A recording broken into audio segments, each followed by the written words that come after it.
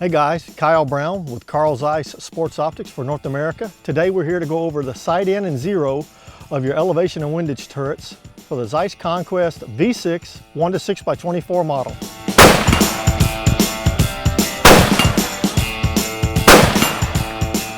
If you like what you just saw downrange, you got to prepare at the range.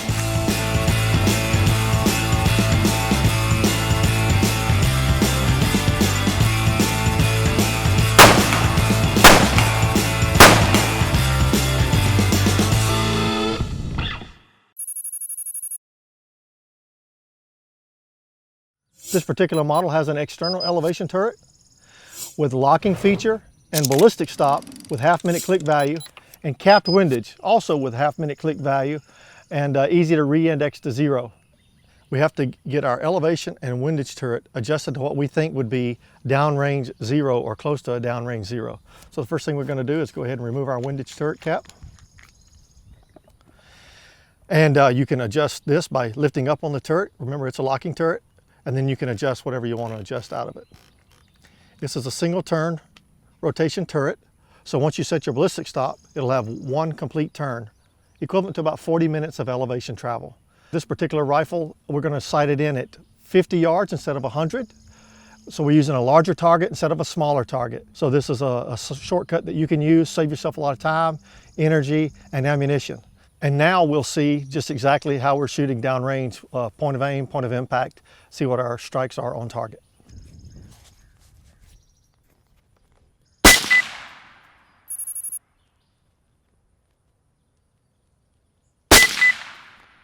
Okay, so we have 2 impact points on paper. And now it's time for me to adjust the turrets, both elevation and windage, to get closer to our zero. Now, this is the point where you have to be patient and you have to be steady with your rifle. Ensure your rifle's got a steady rest, maintaining your point of aim on target to the original point of aim. And then what we'll do is we'll rotate the elevation and windage adjustment until the reticle is moved to the center of the group that we just established downrange.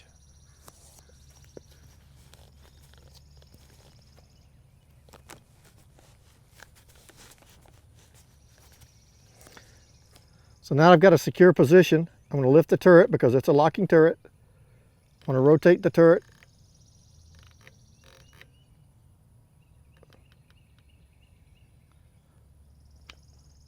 Okay, I'm out of rotation. I'm out of rotation because this rifle scope was mounted on another rifle previously, but that's exactly what will happen to you sometimes in the field as well when you get ready to zero in this rifle scope.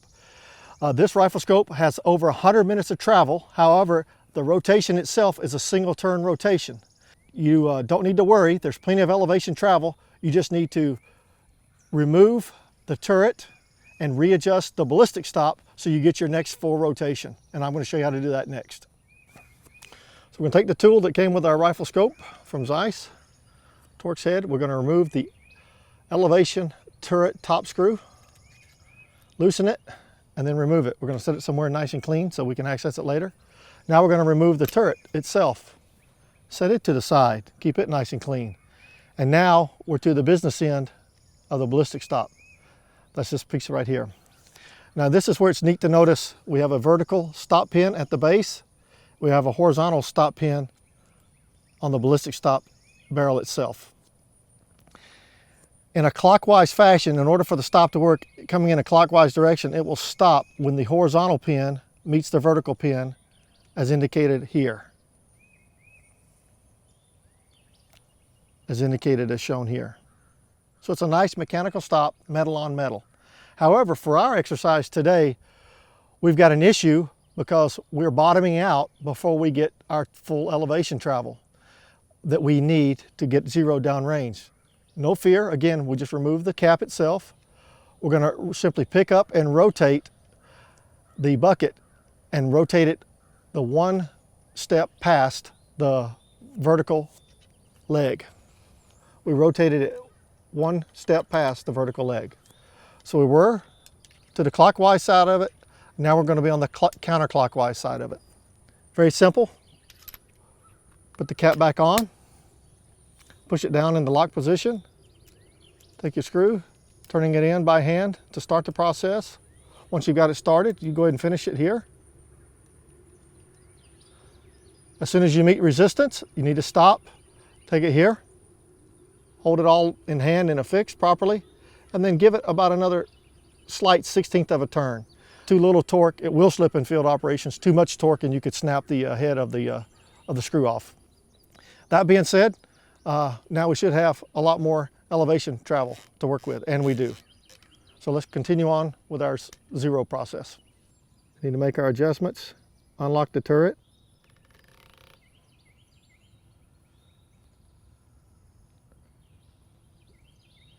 Then for the windage, again, hold the rifle steady.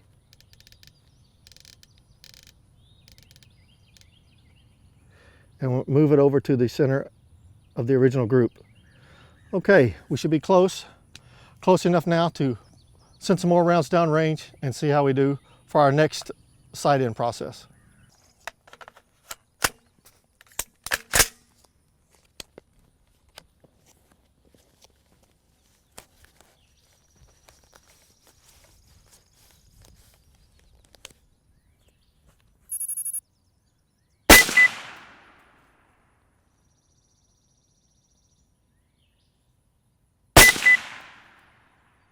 We had a nice 2-shot group down there, but we're still not zeroed.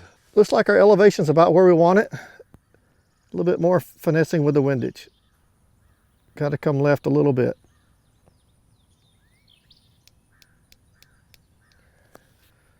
Get it on the fire mode. Send a couple more rounds downrange. Looks like we've got our windage about where we want it. Maybe one more click. We could use at least 3 more clicks up as well. Unlock the elevation turret. 3 up. And a couple of clicks further left. At this point, since I'm starting to get a little bit of a crowded target, I'm going to go ahead and go up to the smaller top target.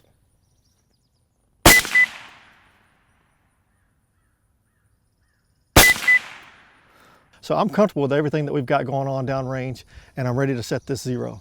So the easiest thing for me to do at this point is to drop the magazine and make sure the chamber is empty. So we've got the chamber cleared. We'll hold the bolt back. Okay, so now, because it's easy, we're going to go ahead and re-index the windage turret to 0. Simply pull out on the turret itself. It'll freely rotate. Keep it pulled out. If it continue it to freely rotate until the index mark, the 0 index mark, lines up with your 0 indicator mark. We'll go ahead and put the windage cap back on it. And now we're at a 30 position, but we're at 0. So obviously we need to re-index the turret to 0, the elevation turret to 0, and set the ballistic stop. With the tool provided, all we're going to do is from the lock position, we're going to loosen this top screw, remove it, move the turret itself, and again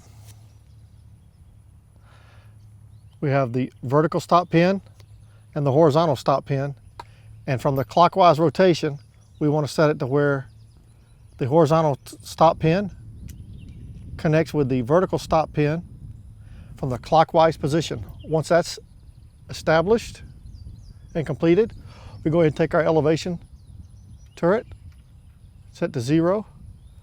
Here's where you exercise a little patience. Ensure it indexes to 0, pushing down gently on the cap. Once we have it indexed to 0 the way we like it,